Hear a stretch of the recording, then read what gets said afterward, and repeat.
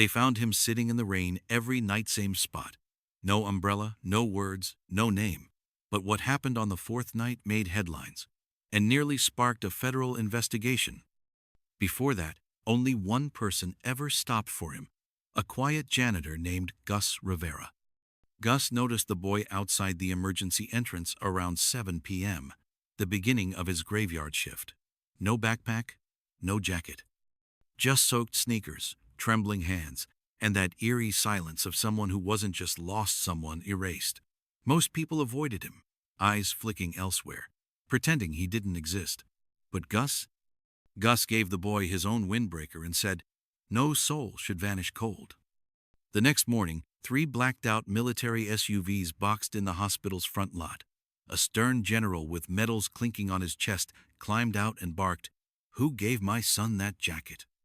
His voice carried the weight of secrets. If you still believe unnoticed kindness can rattle the world, hit that like and comment "still human" below. Gus had walked that path to work for years. Same routine.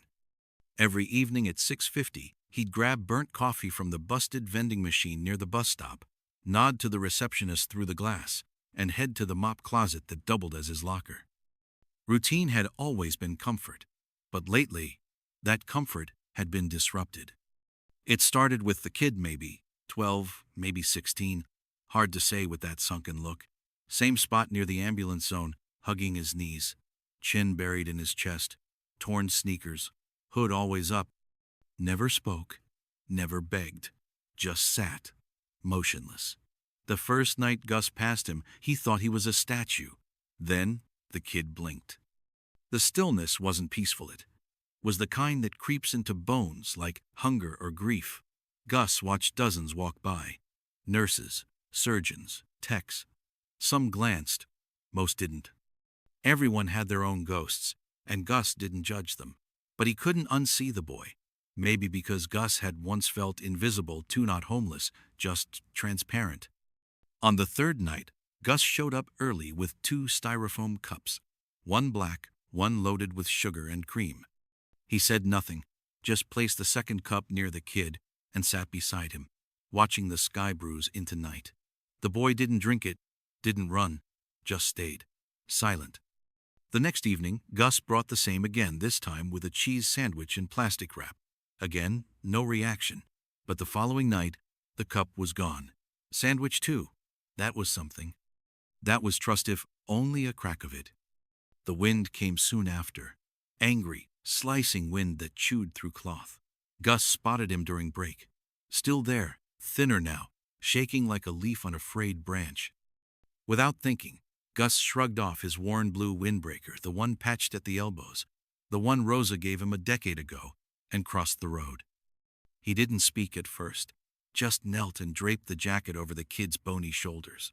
"No soul should vanish cold," he murmured again, barely louder than the wind.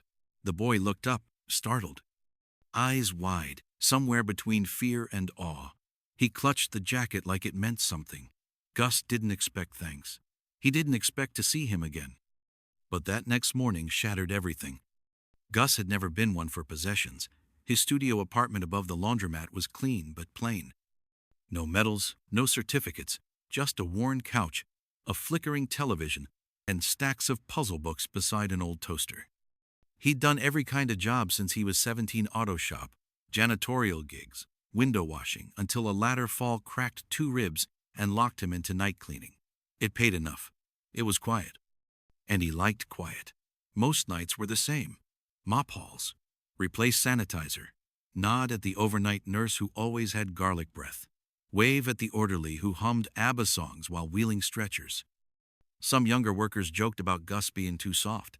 They'd tease him for leaving snacks in waiting rooms or helping patients find vending machines. But Gus never cared. He'd learned long ago that kindness echoed louder than noise. His wife, Rosa, used to tell him he was born in the wrong century. She passed 8 years ago, but he still brewed 2 cups of tea every morning, one with lemon, one with honey. Habit, memory, ritual. That morning, as Gus peeled off his janitor vest and rubbed his aching shoulder, he thought of the boy, wondered if he'd show up again, wondered if he'd made it through the frost. He hoped he found shelter. A warm hallway. A bus. Anything. He told no one about the jacket. Not the receptionist, not the charge nurse, not even Jerry from maintenance, who noticed Gus wasn't wearing it anymore. He figured the story didn't belong to him now. It could have ended right there, just one quiet act on one bitter night.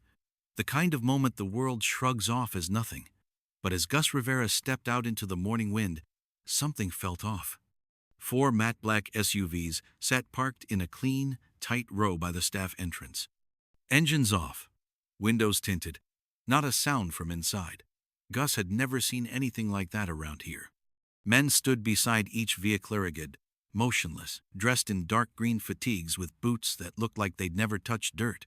Faces unreadable. Posture surgical. Military. No question. One of the receptionists peeked through the door and whispered, "Is this some kind of drill?" Gus didn't answer. His feet wouldn't move. Something deep in his gut told him, this wasn't about the hospital. This wasn't random. This was about the boy. The rear door of the first SUV opened slow, deliberate, with a sort of quiet that felt louder than a slam. Out stepped a man built like he carried countries on his back. Clean-shaven, steel gray buzz cut, full formal dress uniform, every crease in place, ribbons glinting in the morning light. He didn't walk so much as command the ground beneath him. Heads turned. Someone from billing muttered, "Is that a general?" Gus didn't breathe. He just watched, chest tightening. The man scanned the parking lot with razor eyes. Then he moved straight toward Gus. No hesitation. Stopped inches from him. "You're the one who gave my son your jacket last night?" the man asked. The voice was calm, but it hit like a sledgehammer. Every syllable practiced, deliberate. Gus blinked. "I, your son?" he managed. The man gave a single, loaded nod. Teen boy. Thin, silent, sitting near the curb. Then he motioned to the blue windbreaker folded over his arm. "This was yours, wasn't it?" Gus hesitated, then nodded slowly. "Yeah." He looked like he needed it. Wind was cruel last night. The man exhaled through his nose just once, but it carried weight. "I'm Major Donovan Rusk," he said. "That boy's name is Micah. My son." Something dropped in Gus's chestnut fear. Just the realization that what felt small wasn't. Major Rusk nodded toward the SUV. "He showed up at our base perimeter sometime after midnight, still wearing your jacket. It was the first time we'd seen him in half a year." Gus swallowed hard. "He okay?" The major's face changed barely, just enough to show a crack beneath the armor. "He is now. He asked for food, a bed, and he asked for you." "Me?" Gus said, stunned. "You're the first person he's spoken to in months," Rusk said, softer now. "I don't know what you did or didn't do, but he told us someone finally looked at him like a person, not a project, not a disappointment." Gus didn't know where to place the weight of that sentence. He'd never been thanked for anything more than a clean floor. "He's inside," Rusk said, gesturing. "Asked if you'd come sit with him." Gus looked at the hospital doors, then back at the man. He nodded. No words, just movement. The room wasn't like the others, no harsh lights, no antiseptic smell. Just soft air, a humming vent, and the steady beep of something monitoring quietly. Micah sat on the edge of the bed, hoodie off now, clean sweatshirt on. Gus's jacket rested beside him, folded like something sacred. He looked up when they entered. Didn't speak, just gave Gus a short note acknowledgement without ceremony. Not shy, just someone who didn't waste breath on unnecessary words. Gus moved to the chair beside the bed, slow and careful, like any noise might shatter what had formed between them. Major Rusk stayed by the door, arms crossed. Gus glanced over. "You said he'd been gone a while?" The major nodded. "After his mom died, he started pulling away. I was overseas deployment. Came fast. I missed more than I should have." Gus didn't ask for more. Didn't have to. "He vanished 6 months ago," the major continued, voice low now. "No goodbye, no note, just disappeared." Micah looked down, picking at the hem of his sleeve. He didn't look broken, just worn. "He's been through more than I saw coming," Rusk admitted. "I thought I could fix it with rules, orders. Turns out what he needed was someone who didn't try to fix him at all." Gus didn't speak right away. He glanced at Micah. The boy didn't flinch under the look. "You didn't have to say anything," Gus finally murmured. "You just looked cold. That was all." Micah gave the faintest shrug, but he didn't look away. "Felt like I wasn't even visible," Micah said, voice barely audible. "Like I just disappeared." "You weren't invisible," Gus replied softly. "Not to me." The silence that followed felt deeper than beforeless, like absence and more like understanding. Major Rusk stepped forward, his voice steady but gentler than before. "You don't realize what that moment meant.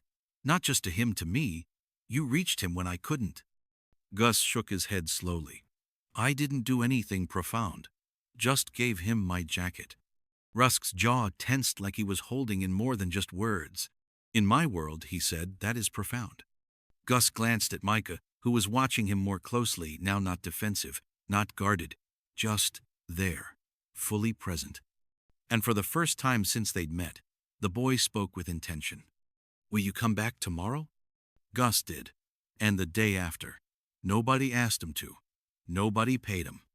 But every evening after finishing his shift, Gus would stop by room 213B with something small in his pocket, a folded crossword puzzle, a chocolate bar, a cassette tape with old 80s rock. Never anything extravagant. Just fragments of familiarity. Micah didn't say much, but he didn't shut down either. Sometimes they sat in silence for half an hour. Other times, they traded barbs over hospital food, argued about which vending machine was cursed, mocked the nurse who only spoke in quotes from medical dramas. And somehow, in that quiet banter, something shifted. Gus never asked why Micah ran. He didn't need to. Pain had a way of announcing itself without words. One night, as the television flickered muted cartoons across the ceiling tiles, Micah asked, "Why'd you give me your jacket?" Gus leaned back, thinking, "Because I know what it's like to be freezing and invisible. And I remember how it felt when someone didn't look through me." Micah stared at the floor. "Everyone always tries to fix me, like I'm a busted radio or something." "You're not broken," Gus said with a slow smile. "You're just bruised. And bruises heal. Sometimes it just takes longer than people like." The next day, Major Rusk found Gus in the hallway, his tone unreadable. "He's asking for you now," he said, as if the words still surprised him. "Not me. Not the therapists. You." Gus shifted awkwardly. "I'm not trained for this sort of thing." "You're human," Rusk replied. That's what he needed. Then he paused, eyes narrowing with honesty. "You know, we've spent thousands counselors, specialists, the best people in the system. None of them got through. But yesterday, he asked if you could bring another crossword puzzle." Gus cracked a grin. "He's starting to insult my clue-making skills." Rusk chuckled. "He's coming back, one piece at a time." Gus looked down the corridor toward the boy's room. He's not the only one. By Friday, Gus was clocking out, pulling on his old boots, when Rusk caught him by the exit doors. "We're discharging Micah tomorrow," the major said. "He's stable now. We're taking him back to the base for a while, trying to rebuild slowly." Gus nodded. "Good. He's tougher than he knows." "He wants you there," Rusk added. Gus raised an eyebrow. "To the base?" Rusk gave a rare, small smile. "We're holding a small gathering. Low key. Just people he trusts. He specifically asked for you." Gus hesitated. "I've never stepped onto a military base. I'm not military." "You don't have to be," Rusk replied calmly. "You were there when it counted. That's more than I can say for some of the ones who are military." The next morning, Gus ironed the only button-up he owned and took the early city bus to the outskirts. As the gates swung open and a guard waved him through, he felt like he was walking into another world, everything crisp, silent, orderly, not his territory. But then, through the rows of neat uniforms and clean-cut lines, he spotted Micah. The boy stood taller now, wearing fitted clothes, posture straighter. A quiet, steady smile met Gus halfway across the lawn. Major Rusk introduced Gus to a few officers, a chaplain, someone from the base youth services team. Then Micah stepped forward, handed Gus a small bronze pin, nothing flashy, just a simple emblem with two engraved words, Honor in silence. Gus blinked at it, unsure what to say. You didn't have to help me, Micah said, his voice low but sure. But you did. I won't forget it.